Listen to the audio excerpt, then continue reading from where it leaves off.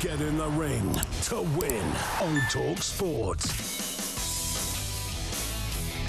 It is the fight everyone's talking about, and thanks to talkSPORT, it could be your weekend sorted. There's 1 day left for your chance to win 2 tickets to the huge Chris Eubank Jr. versus Conor Benn rematch live at the Tottenham Hotspur Stadium this Saturday. You'll also enjoy a night in a 5-star London hotel and £5,000 spending money as well. It is the perfect weekend for you and whoever you take with you. Here is how you can enter. 18 plus, UK excluding Northern Ireland. For a chance to win, text the word BOX to 83338 and you're in the draw. Text costs £2 plus 1 standard network rate message. You must have the bill payer's permission, or you can enter for free by calling 0330 880 3338. All entries must be received by the 13th of November at 1 p.m. and you need to answer our call to win. This is a talkSPORT limited promotion. Full terms and conditions at talksport.com. Good luck. Now, fresh off the back of the announcement that Rob Edwards has become the new Wolves manager, signing a 3.5-year contract, he has this evening put out a statement on Instagram. Because we haven't heard from him. With all of the announcements on the Wolves website, for example, there was actually no direct quotes, I think, from Rob Edwards. But this is what he's had to say. This has been one of the toughest decisions of my career. I wouldn't have considered leaving Middlesbrough for any other club. Wolves is a special club for me. It's where I grew as both a player and a coach. It's still where my family calls home. It has always been my dream to come back, and these opportunities do not come around too often.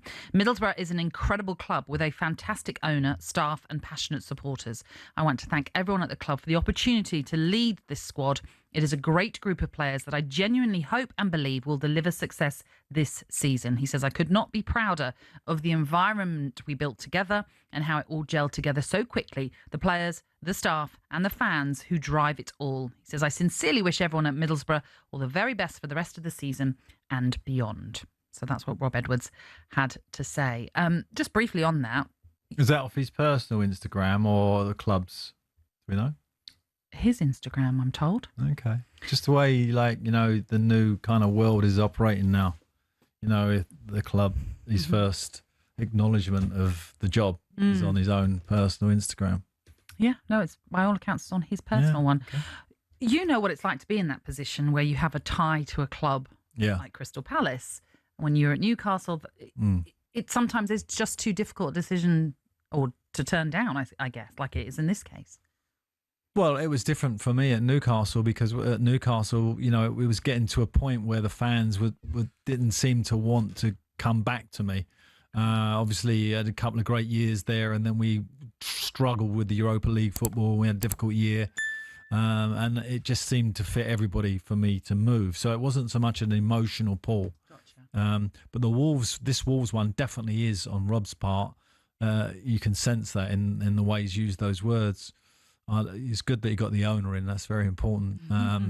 Of Wolves, what great he is. I just think that career-wise, it's a dangerous move because of the fact that he's got a relegation on his CV, and this could be a second one. Because at the moment, whether he knows something that I don't, in terms of maybe the transfer budget that he's going to get, he's got a really, really massive task to try and save them, which at the moment, with all the stats and all the history, would suggest that isn't going to happen. Yeah, 2 points from their opening 11 games. It's a tough ask for him, certainly. But it's a win for the club, massive win for the club, because when I was at the Fulham game, and the Wolves end was packed, by the way, packed with their fans, hoping that they could get a result against the Fulham, who were struggling, by the way, at the time. And had a funny old season themselves. Their support was magnificent. At the end, they turned on the manager, but they turned on the owner too. It wasn't just the manager who was getting it. Now, when that happens, there's two things that is going to happen. One, the manager's going to go, and the next manager that comes in needs to appease those fans. And that's why Rob sits well. Yeah, the boy coming home type thing. Yeah, I hear you. Takes the heat right off the ownership. Yeah. To a degree. I mentioned Newcastle. They're going through a bit of a funny spell themselves, having lost at the weekend 3-1 at Brentford. They find themselves in 14th, Alan. They are just 2 points off the relegation zone. How a concerning time do you think this is for Eddie Howe? Well, no one would be more concerned than Eddie. I mean, I've seen like, oh, he's too nice, he's this, he's that. Eddie's got more about him than just being a nice guy. He knows how to manage football club. He's done a great job there. They've had resources that have improved the club no end. Forget about the signings, the training ground and everything is improved massively. So it's a club that's definitely going up the graph, and they find themselves for the first time for 2 or 3 years now on the way sliding, and that's uncomfortable, and the pressure is going to kick in. The football in Newcastle is religious. I mean, that's the only comparison you can make. It's a religion. It really is for the fans, and so they'll be scrutinising everything that happens there, and the pressure will really starts to kick in. I'm a great lover of Eddie Howe, and I hope he gets the results he needs. It's the away form that's a massive problem. Haven't won yet. No, and in the league, yeah. And that midfielder, Gamara's Joe Linton and Tonali, is one of the best midfields in the Premier League. I mean, I if you ask me which midfield three would I really, really want, that would be in there. Maybe Chelsea's is slightly better, but it's a fantastic midfield he has. I just think at the top of the pitch, the loss of Isaac now is kicking in a little bit, and Gordon's, doesn't seem to be in the form.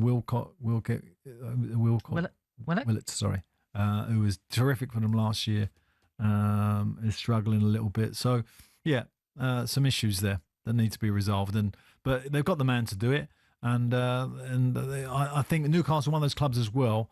The fan base goes like that on a negative, and then suddenly, when they get a next home game, it goes through the roof. Yeah. And the support is absolutely off the scale, and I hope that happens for them. Well, it's only Manchester City at home after the international break, but it's very different at St James's Park, like you say, than it has been on the road for Newcastle this season. Yeah, the Man City won't be looking forward to that game.